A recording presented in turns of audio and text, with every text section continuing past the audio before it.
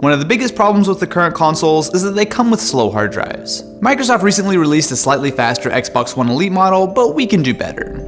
With the PS4, it's pretty straightforward to upgrade. The top glossy piece will pop right off, where you'll find a single screw holding in the standard 500GB hard drive.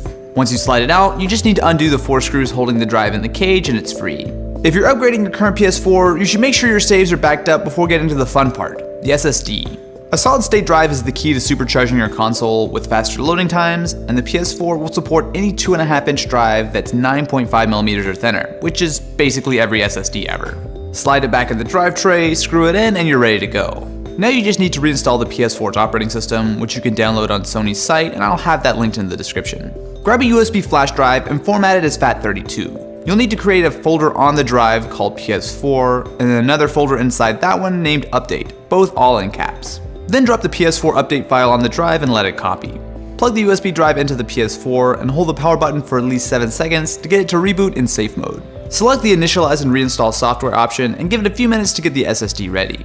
After the normal PS4 setup, you'll have a fresh, brand new PS4 install with an SSD. While this is pretty easy to do on the PS4, it's dead simple on the Xbox. Instead of replacing the hard drive, the Xbox One supports running games off of a USB 3.0 drive as long as over 256GB. I'm using a Samsung T1, which is basically a full-speed SSD in a small enclosure. Plug it in and jump into the storage options inside settings. You'll have to format it to make it a dedicated drive for the Xbox, but after just a minute it's ready to go. You can choose to install games either on the internal drive or SSD, along with moving games back and forth right from the apps menu.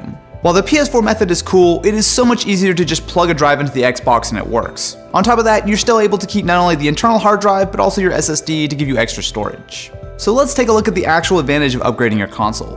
Since the PS4 is 100% SSD based now, you'll see a slight improvement in boot times, but the main advantage is in games. On Battlefront, you'll see a small but noticeable improvement of about 8 seconds. An open world game like Grand Theft Auto 5 is even bigger, loading in 27 seconds on the SSD compared to 42 on the normal hard drive. Just Cause 3 sees the biggest gains, loading over twice as fast on the SSD compared to the hard drive. Jump over to the Xbox, and Just Cause shows an improvement with the SSD, but it's not as drastic at a little over 30 seconds. A less massive game like Forza 6 is only around 6 seconds quicker to load, but going back to a huge open world game like Fallout 4, again, the SSD is over twice as quick to load.